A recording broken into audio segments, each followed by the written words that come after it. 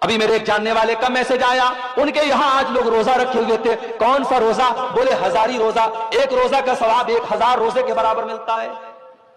یاد رکھو میرے بھائی، معراج کا واقعہ سچا واقعہ ہے، مگر معراج کب ہوئی، کس سال ہوئی، کس مہینے میں ہوئی، اس کا کوئی آتھینٹک پروف نہیں ہے۔ اس لیے 27 رجب کو معراج کی رات منانا اور اس دن روزہ رکھنا اور رات میں نماز پڑھنا یہ بالکل بھی صحیح نہیں ہے، بدعت ہے۔ یہ اپنے من سے، اپنی مرضی سے، اپنی اچھا سے کوئی کام نیکی سمجھ کر کے اس کو بنایا جائے اور کیا جائے، اسی کو بدعت کہا جاتا ہے۔ اور اللہ کے نبی اپنے ہر خطبے میں کیا کہتے تھے؟ وَكُلُّ بِدْعَةٍ ضَلَالَةٍ وَكُلُّ ضَلَالَةٍ فِي النَّارِ، ہر بدعت گمراہی ہے اور ہر گمراہی جہنم میں لے کر کے جانے والی ہے۔ اللہ کے پیارے نبی صلی اللہ علیہ وسلم یہ بھی فرماتے ہیں، من احدث فی امرنا ھذا ما لیس منہ فہو رد، جو ہمارے دین کے اندر نیا کام نکالے گا اس کا وہ کام مردود ہے، اس کے اس کام پر اس کو کوئی ثواب ملنے والا نہیں ہے۔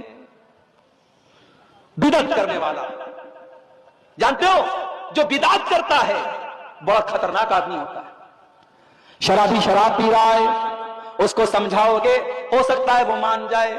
زانی زنا کر رہا ہے، سمجھاؤ گے ہو سکتا ہے مان جائے۔ حرام کھانے والا حرام کھا رہا ہے، اس کو نصیحت کرو ہو سکتا ہے مان جائے۔ مگر جو بدعت کر رہا ہے وہ تو دین سمجھ کر کے کر رہا ہے، وہ تو ثواب سمجھ کے کر رہا ہے، وہ تو عبادت سمجھ کے کر رہا ہے۔ اس لیے بدعتی کا توبہ کرنا بہت مشکل ہوتا ہے، بڑی خطرناک چیز ہے بدعت۔ اور اسی لیے قیامت کے دن جو اللہ کے پیارے نبی صلی اللہ علیہ وسلم جب حوض کوثر کا پانی اپنے امت کے لوگوں کو پلائیں گے تو بخاری اور مسلم کی روایت ہے کہ کچھ ایسے بھی لوگ آئیں گے اللہ کے نبی ان کو حوض کوثر کا پانی پلانے کی کوشش کریں گے۔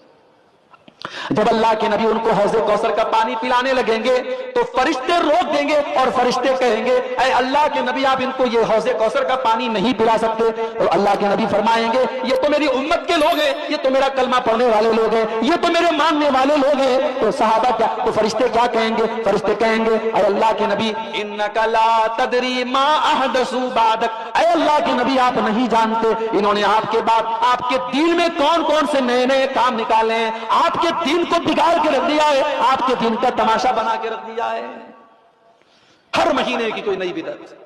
ابھی رجب کا مہینہ چل رہا ہے، شب معراج، پھر اگلے مہینے میں شب برات، پھر رمضان میں آخری جمعہ کو الوداع کا جمعہ، پھر شوال کے مہینے میں کوئی اور بدعت، پھر اس کے بعد سفر کا مہینہ آتا ہے، اس کو کہتے ہیں تیزی کا مہینہ ہے، اس میں جو پیدا ہوتا ہے وہ بڑا تیز ہوتا ہے۔